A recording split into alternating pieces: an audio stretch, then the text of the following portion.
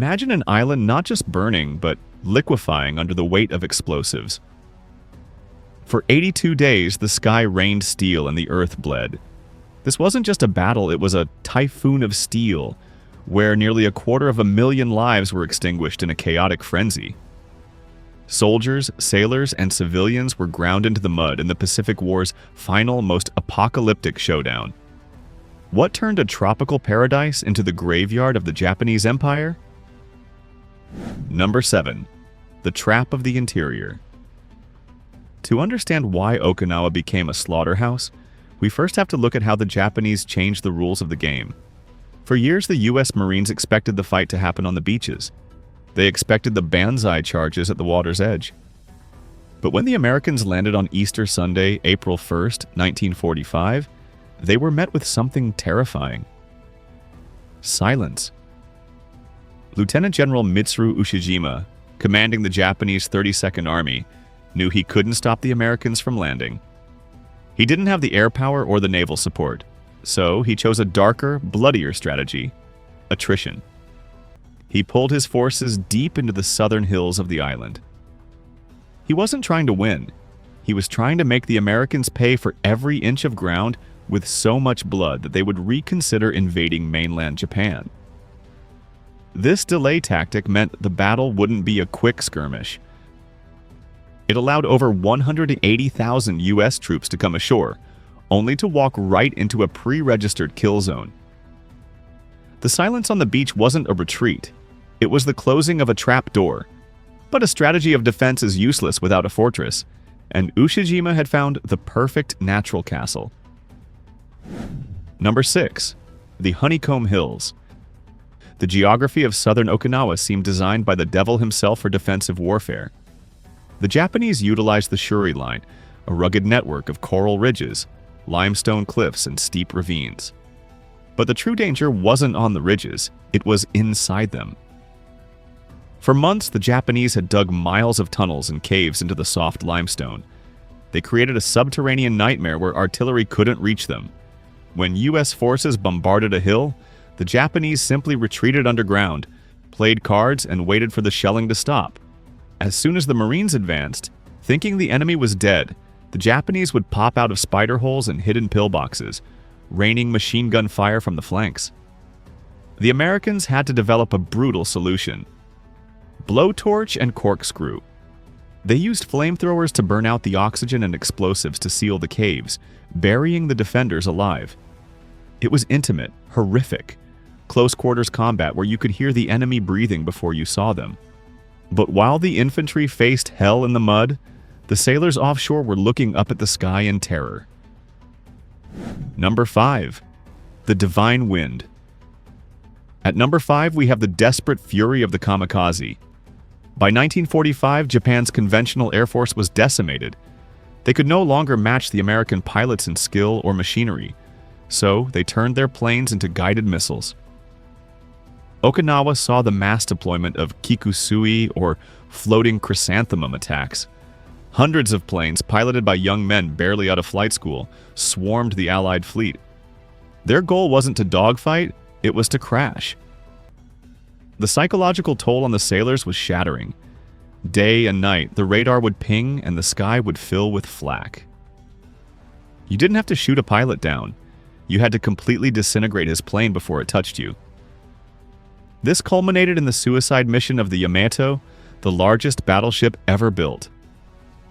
Sent on a one-way trip to beach itself on Okinawa and act as a massive artillery battery, it was swarmed by U.S. carrier planes and sunk, taking thousands of sailors down with it. The kamikazes sank 36 U.S. ships and damaged 368 others, making Okinawa the costliest naval battle in U.S. history. Yet, as soldiers and sailors died for their nations, another group was dying for nothing at all. Number 4. The Civilian Tragedy. The most heartbreaking aspect of Okinawa, and a massive contributor to the death toll, was the presence of the Okinawan people. Unlike Iwo Jima, which was uninhabited, Okinawa was home to nearly 500,000 civilians. They were caught between two monsters: the invading iron storm of the Americans and their own desperate defenders. Japanese propaganda had terrified the locals, convincing them that the Americans were demons who would torture and devour them. Terrified families hid in the same caves used by the Japanese army. Often they were used as human shields, forced to fetch water under fire or kicked out of the safety of the caves to make room for soldiers. This fear led to one of the darkest chapters of the war: mass suicide. In places like the Chibichiri Cave, families took their own lives with grenades, cyanide, or farm tools rather than face capture. The U.S. military estimates over 100,000 civilians died, either by crossfire, starvation, or suicide. That was half the pre-war population. But as the bodies piled up, the sky turned gray, and the island decided to fight back with a weapon no general could control. Number 3. The Mud of Madness. In May, the plum rains arrived. It wasn't just rain, it was a deluge that didn't stop for weeks. The shelling had destroyed all the vegetation, so the water turned the coral soil into a thick, gray sludge that swallowed everything. Tanks sank to their turrets. Jeeps were useless. The battle devolved into a WWII-style stalemate. Marines described the mud as a mixture of garbage, feces, and rotting corpses. Since they couldn't bury the dead in the waterlogged ground, the bodies simply floated or were trampled into the muck. Dysentery and combat fatigue ran rampant. The constant artillery, the smell of death, and the inability to stay dry caused thousands of non-battle casualties, men whose minds simply snapped under the strain. This environment slowed the American advance to a crawl, forcing them to fight for the same muddy hill, day after day, against an enemy that refused to break.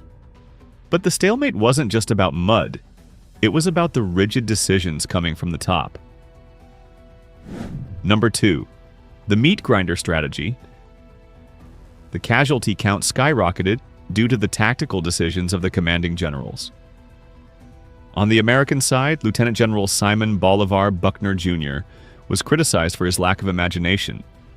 Instead of using his amphibious superiority to land troops behind the Japanese lines, flanking them, he ordered direct frontal assaults against the fortified Shuri line. Critics called it a meat grinder. He poured division after division straight into the teeth of the Japanese defenses. It was brute force against immovable rocks. Buckner believed that firepower alone would win, but it cost thousands of American lives to take hills that were sometimes only a few hundred feet high.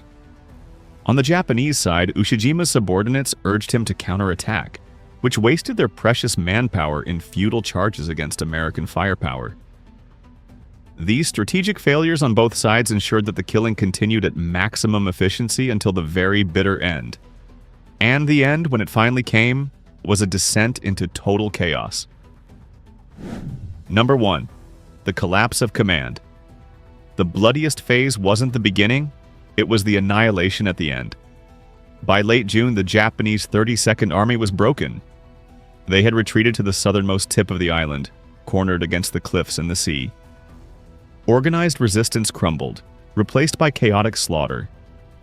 General Buckner became the highest-ranking U.S. officer killed by enemy fire in the war, struck by shrapnel while observing the front lines. Days later, General Ushijima and his chief of staff knelt in their cave, dressed in full uniform, and committed seppuku, ritual suicide. With the leadership gone, the remaining Japanese soldiers were faced with a choice: surrender or die. Thousands chose to fight to the death in banzai charges, rushing American machine guns with bamboo spears or clutching grenades. Others jumped from the cliffs into the ocean. The final days of Okinawa were a mop-up operation of horrific proportions, where flamethrowers were used to clear the last pockets of resistance, sealing the fate of the island in fire and ash. So, guys, the Battle of Okinawa was the final nail in the coffin of the Japanese Empire, but the cost was staggering.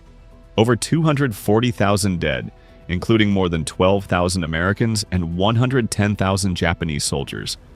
The sheer ferocity of the defense convinced President Truman that an invasion of mainland Japan would cost 1 million American lives. Less than 2 months after the guns fell silent on Okinawa, the Enola Gay dropped the atomic bomb on Hiroshima. The road to peace was paved with the bones of Okinawa,